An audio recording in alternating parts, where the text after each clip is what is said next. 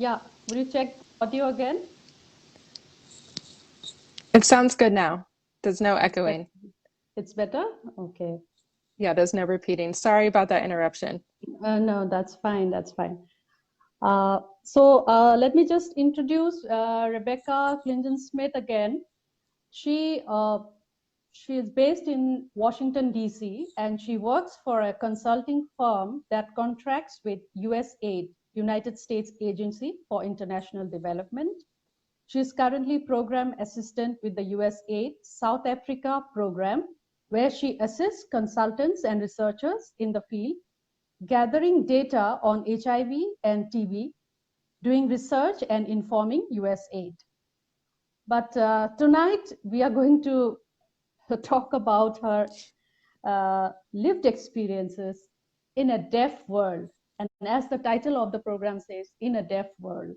So we are going to delve into another realm altogether. And for someone based in India, especially a journalist who have extensively covered disability issues, it was very interesting when I met Rebekah in the US, and I learned about her experiences.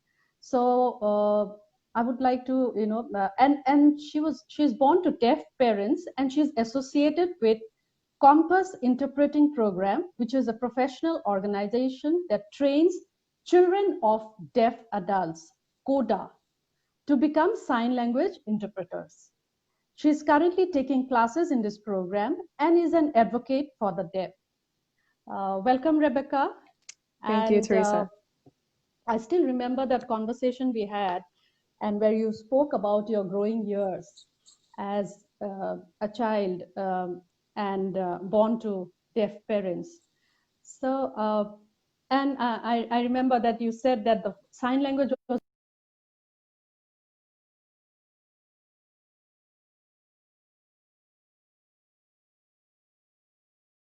part of the school curriculum, it would be very interesting to, I really want our viewers to hear your story. Is there some Yeah. noise again? Uh-huh. So Nope, please tell it's us good now. more. Okay. So please tell us more about your experience as growing up as a child. Sure. So give me 1 second because there's audio. Mm-hmm. I can hear you. 1 minute. Yeah.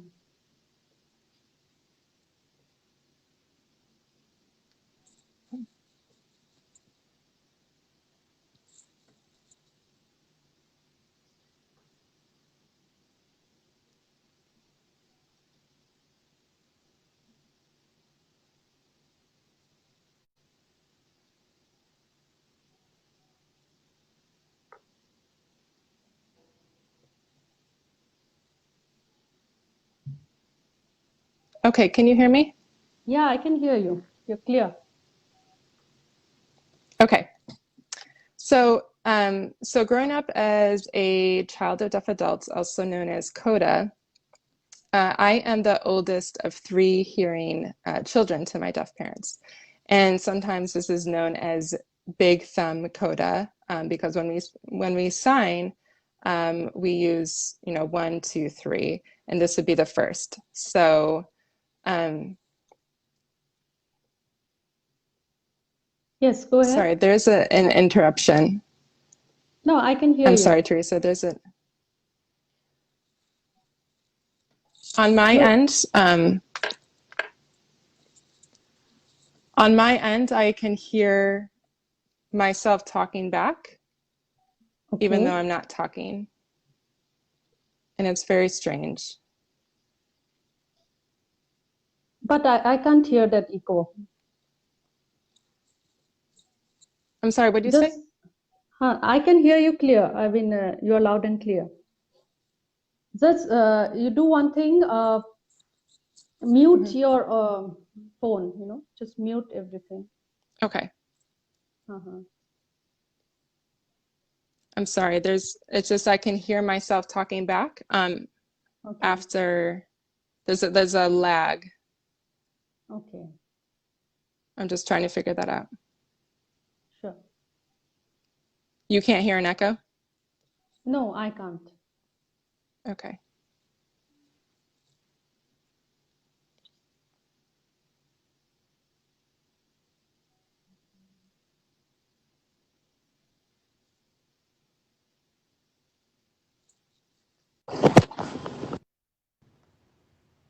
Okay. Yeah, you're clear.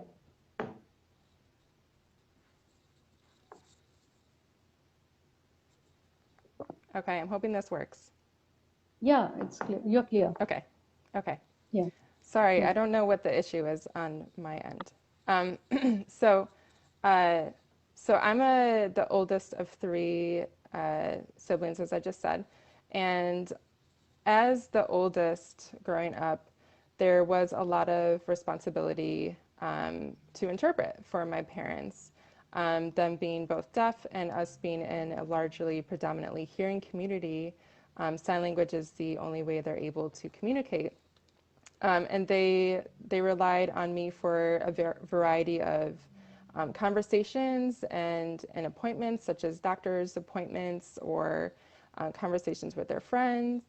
And there was a large involvement of me using sign language on a daily basis because it's my first language, and I used it before I learned how to speak English, actually. So it's technically my first language. So growing up, um, I would say that there was an, a mix of my identity between the deaf world and the hearing world. I was able to see how the deaf community and deaf culture operates, but also me growing up, I attended a hearing school with all hearing classmates and hearing teachers where we did not use sign language. And at that time, sign language was not offered as part of the curriculum. So there was very much this split identity between who I was in my home setting, where we were only using one language and Hmm. communicating in a certain way, and then throughout my whole day, attending school with my hearing classmates and only speaking English, there was very much that split identity and split language that I also was constantly navigating between the two cultures in. Mm-hmm. So for a lot of codas, especially if they're the oldest, not all, but for most, there is a sense of responsibility and sometimes can feel like a burden for sure is interpreting at a very young age. And a lot of professionals and doctors and educators don't understand that responsibility and don't understand the importance of having a professional interpreter in the room when your deaf parents are, going in for a sensitive topic for an appointment or a meeting, and Hmm. having your child there to be that language broker, for lack of a better word, is to communicate those those ideas and those topics along. And so this is why a lot of people really emphasize what's in the ADA or the American Disabilities Act is having a professional, qualified, certified interpreter available for deaf individuals because it is part of their right Hmm. as part of the ADA, but it also takes off that responsibility of their child being a language broker. Mm-hmm. So, can you tell us more about CODA, children of the deaf parents? And I remember you telling me that you went for a camp, CODA camp, as a Yes. child that changed your life. So please tell us about that camp. Yes, of course. So, this isn't for every CODIS experience, but in my experience, it was very difficult growing Mm. up as the oldest hearing child to deaf parents because of the language communication, but also taking on that responsibility. And for me, it felt particularly hard to see my parents as my parents and to develop that parent-child relationship um, because I was performing in a different way for them as a child. So that really it created a lot of confusion in my life in my formative years, and it created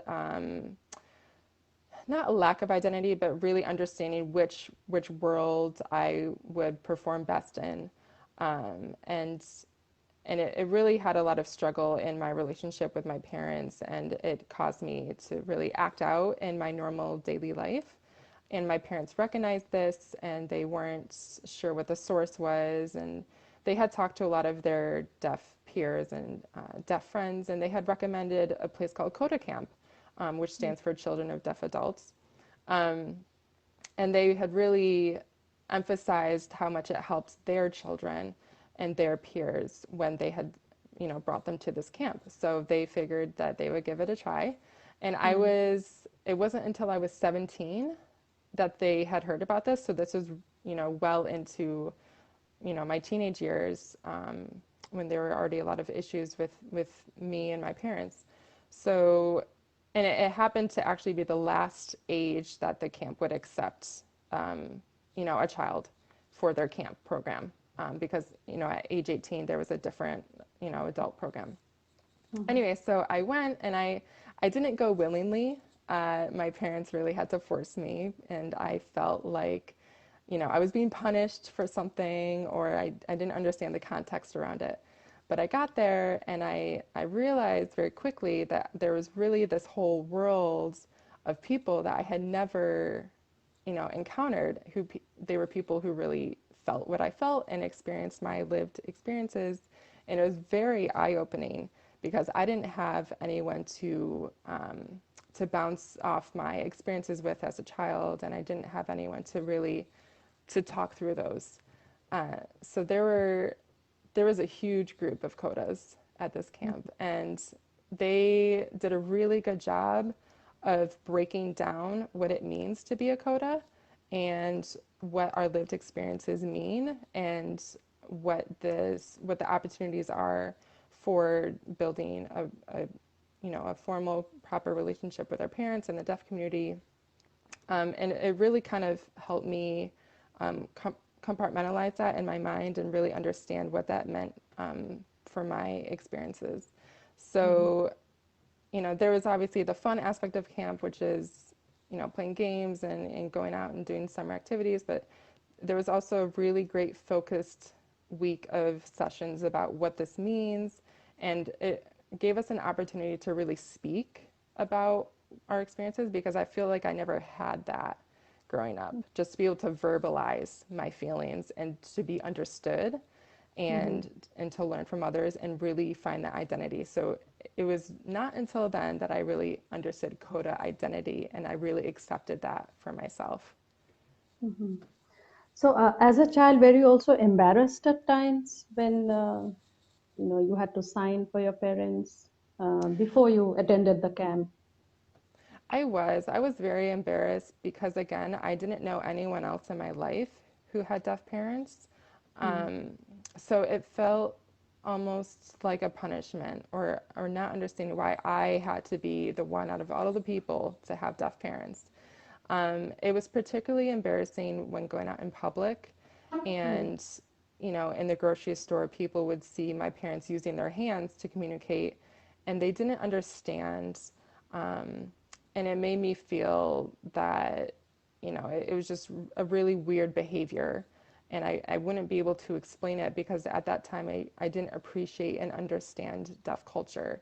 So I wasn't able Mm. to be an advocate for my parents. Um, Mhm. so I was very embarrassed, and I often tried to hide my parents' deafness from my friends, from my peers, from my teachers at school. It was hard at parent teacher conferences because I did sometimes interpret for my own parent teacher conference. And, I couldn't hide the fact that my parents were deaf in that situation. And I remember one time a classmate had brought up the fact that my parents are deaf, and I was very, very ashamed and didn't know how to talk about it. So there was very much an element of shame throughout my childhood. Mhm. So, after attending the camp, how did your life change, and your attitude towards your parents change? Changed very much. My parents have a funny story. They said that when they dropped me off at camp. I was, you know, acting out. I was embarrassed. I was shameful. And they were really worried about how it would be when they saw me again. But when they saw me again, they picked me up, and I was very emotional actually, and very thankful to have deaf parents. And I just Mhm. saw them in a whole new light. And on our way home, we stopped at a fast food restaurant. Mhm. And usually, if they had asked me to interpret their order, I did it, not willingly. I was, very angry to do it. But we got to a fast food restaurant and they decided not to ask me to interpret. But I walked up and I said, can I interpret your order? And they were like, what happened? They were surprised that I was so willing uh, Mhm. to to be that interpreter for them. Um, Mhm. and not just in public did it change, but in the home it changed. Mhm. I I was able to really have true, genuine conversations with my parents, and I understood them not for a disability because it's not, but a life experience and a community and a culture. And just being able to internalize that made a huge difference in my relationship with them and still does to this day. Mhm. Okay.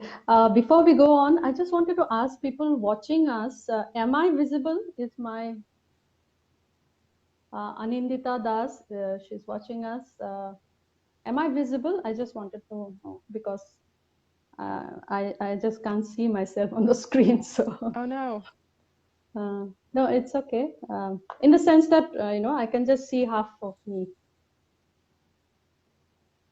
Yeah, yeah. There's someone says yes. Okay. Mm-hmm. So now with this whole COVID-19 and any kind of crisis like this, Yeah. do you think because most of the information comes from social media, Mm-hmm. and so do you think deaf people find it difficult to access information, especially on social media? Um, and talking from your experiences with your parents and maybe friends who have, can you tell us what kind of challenges do they face while accessing information on social media? Sure, absolutely. There is a huge challenge when it comes to accessing information on social media. The Mhm. largest being that many videos are not automatically captioned. Mm.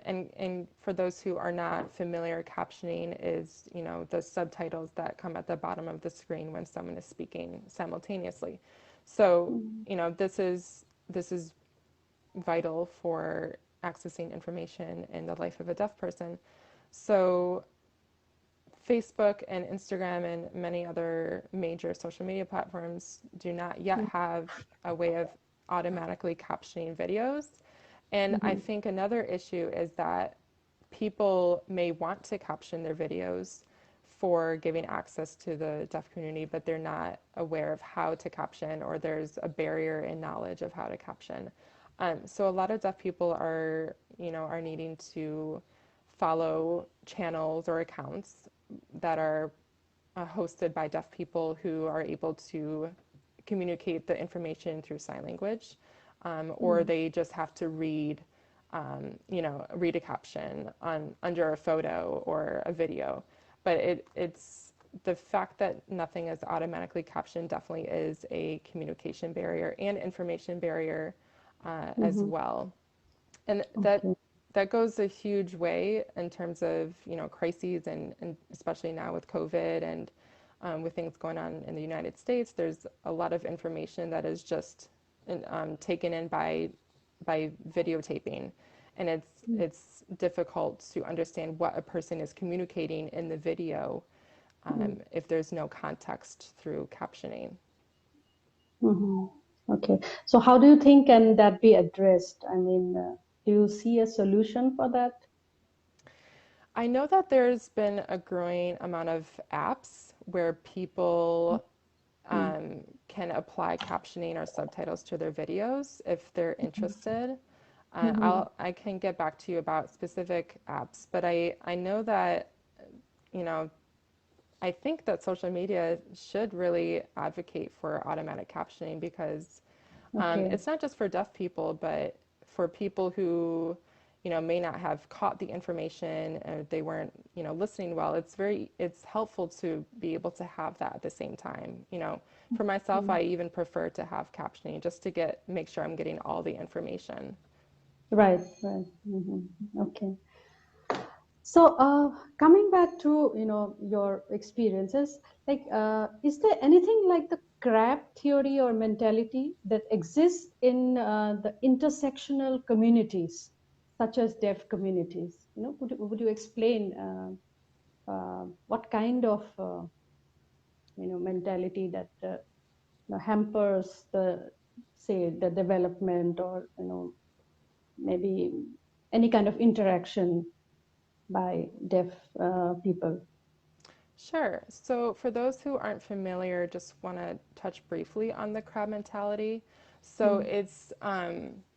it's a metaphor that's used to describe the tendency or behavior in crabs when they're put in a bucket and they try to escape. So, one crab will be escaping out the side of the bucket, but other crabs will pull them down, which, undermines the collective group's, success. Mm.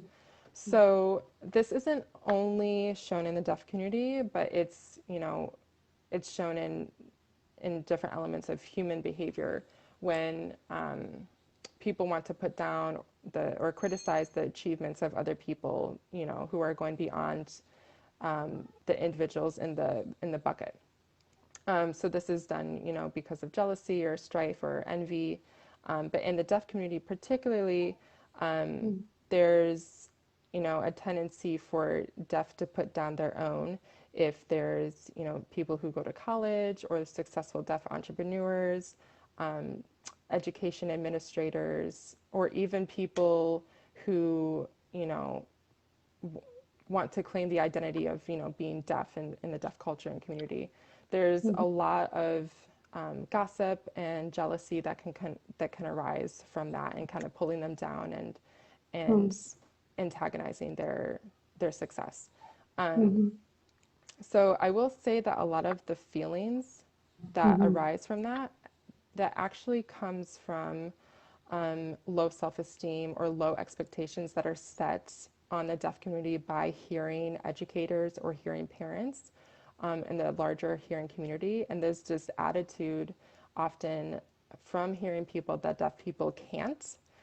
So this attitude is often internalized by deaf people in their formative years, and it's carried on into adulthood.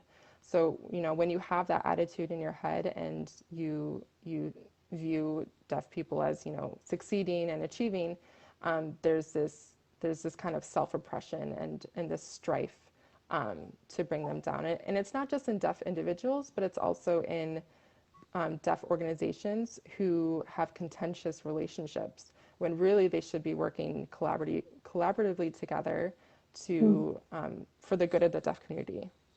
Mhm. So, a lot of it arises from the oppression of the hearing community. Not only, we can't blame them for being ignorant. A lot of them just simply don't understand deaf culture, and it's on, activists and advocates to teach them and inform them about the importance of deaf culture and community and sign language. So there's a Mhm. lot of learning to be done. Mhm. What exactly is the deaf culture in the US? Yeah, so there's the deaf culture is just based on the notion of using sign language and seeing it as its own kind of Mhm. community. Mhm. There's a distinction. So there's something called lowercase d deaf and then capital D deaf. So if you see someone referring to like lowercase d deaf, it's based really on the audiological act of being deaf. It's the actual hearing loss, but largely deaf refers to the larger culture and the community, and it's basically seeing you as not just hearing loss. It's seeing you as using sign language as its own language, just as we use English or Spanish or French, and it has its own linguistic and grammar aspects to it. It's its own distinct, special language, and the community is based on, just, I'm trying to put it in the right way. Like building those relationships and having those lived experiences that are shared that a Mm. hearing person would not identify with. Mm. And there's a lot of, they identify with each other as far as how they go through societal barriers or communication barriers, and it's kind of this like achievement. Mm-hmm. Okay. So, coming back to Coda, I Hmm. mean, you must have interacted with Coda in different countries as well. You travel a lot, so um, I think would you share your experience with the Coda in other countries Sure. other So than I've Yeah, so I've interacted with some codas in the Dominican Republic. I've been there a few times to work with deaf organizations. There's still a very much emerging of what coda means. It's relatively new for them. Mhm, And this is because there's been a lot of oppression and still is a lot of oppression by the hearing community on the deaf community. And the codas there share the same elements of shame and embarrassment that I described earlier in my experience.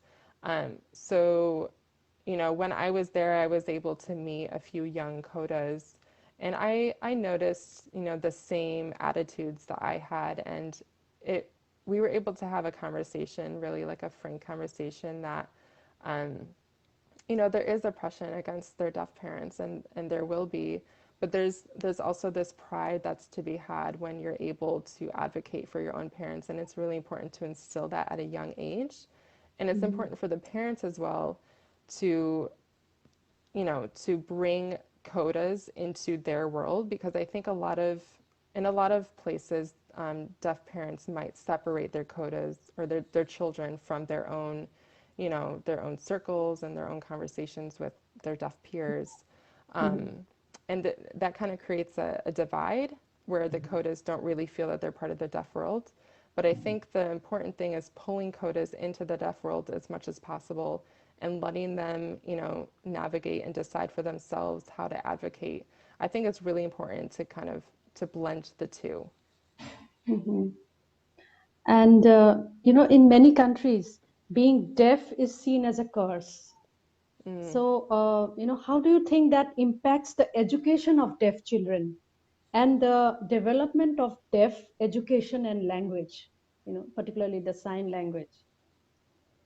Absolutely. So I saw this a lot in the Dominican Republic when I was doing some studies for my thesis, and it was largely around language access and identity development for the deaf person. So, this idea that deafness is a curse is, I think, internalized in the DR, where deaf, I'm sorry, hearing parents would hide their deaf children, away from education for a long, long time, until it was almost too late for proper language development. Maybe 14, 15, 16 was the first time that they had experienced school. And as we all know, that's too late for proper language and social development. But also, there's there's not a lot of knowledge in different countries about how to advocate for deaf people. So hearing parents really just are not aware. So they will send their deaf child to a hearing school, but the hearing school often doesn't have an interpreter or a proper, deaf curriculum or deaf program. So really the hearing child or the deaf child, while they're in school, they're still lost. They don't have the information being brought to them. So in that way, it very much impacts their societal knowledge, their formal knowledge, because of seeing deafness as a disability and a curse and something to be hidden away and something to be shameful about. Language development also impacts your identity development. So it impacts how you self-identify and how you treat yourself and treat others around you. So it's really all interconnected. Mhm. Okay. And coming back to interpreting for your parents, and you mentioned initially that you are expected to interpret for your parents as a code, I mean, any coda, even in trying situations. Just you said, maybe in front of a doctor or do you have any experience to share regarding this, where you felt that oh, no, I don't want to interpret here, and I wish there was a interpreter here instead of me interpreting for my parents? So what kind of a situation were you in that made you feel that? Definitely. The one that comes to mind is really around medical interpreting. So, when I was younger, I would go with my mom to the doctors, or even sometimes to the emergency room where it was already a very hectic situation. Mm. And it was difficult because of the terminology that was thrown at me. And, there's often long words or complicated words in the medical field. And I didn't feel equipped to translate that. And, I didn't sometimes know how to spell the word. So how am I supposed to communicate an important word to my mom if I don't know how to spell the word? So, Mhm. there was a feeling that if I didn't interpret everything perfectly and correctly, that there would be a mistake, or the doctor wouldn't understand something, or say she needed to go in for a procedure, there would be some harm done, and that was definitely a concern of mine. um, Mhm. so that's one situation where I definitely felt ill-equipped, and that I wish that there was a professional interpreter or someone who knew the terminology at least to be able Mhm. to pass that information along. Mhm. And in India, whenever I think about it's often said that if you are, uh, I mean, it's very difficult.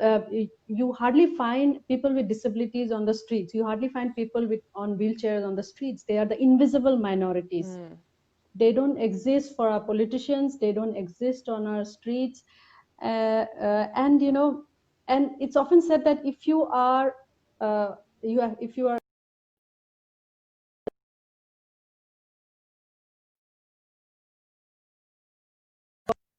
Oh, I'm sorry. There was a call. Uh, oh, so yeah, I'll just repeat my question. So yeah. I just wanted to know if does being deaf uh, and being a woman add to her woes? Does deafness have a gender angle to it? Like, and especially when it comes to employment, especially when it comes to any other availing of opportunities. You know, does being a woman make her more vulnerable? Hmm. Yeah, so I would say, in general, there's an inequality between men and women, right? So if you think about the pay gap or harassment or discrimination, there is that. But then if you add on top of that another level of intersectionality, which is deafness, um, it can often be exacerbated by, in deafness, there's societal barriers or communication barriers that often are not met or dealt with properly. So definitely, it's more of an extra layer of intersectionality that can make it difficult. And in the life of a woman, if if that social knowledge or formal knowledge is not achieved, that can create problems when she needs access to services such as birth control or pregnancy services or things like that that are very important in the lives of some women. So there's definitely I would just say it doesn't add to, it's the same for a hearing woman. If she didn't have that access because of communication or knowledge, but it's worsened almost if the communication isn't dealt with in that way. Mhm. Especially when it So. comes to getting knowledge, because and it goes back to also the social media issue. If there was an issue that a woman in particular needed to be informed about, and she didn't have the captioning on top of not having the language barrier, maybe she entered school late, that's another layer. So there's different layers to unpack within that. Mhm. So it was lovely talking to you, Rebecca, and we learned a lot from your experience. In fact, I learned a lot. I still remember that conversation we had, and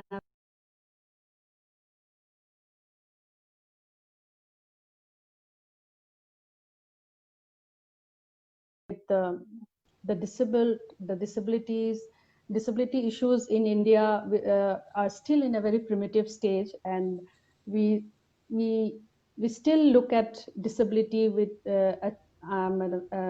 in the context of charity, Mm, so that we have to we still have a long way to go, yeah. and that sign language can be just another language you can know and be proud to announce to the world that I also know sign language. So that was something so interesting for me. So um, thank you so much for talking to us, and Yeah. I appreciate all the viewers who were watching us. And we just wait for 5 minutes if anybody would like to ask any questions to Rebecca.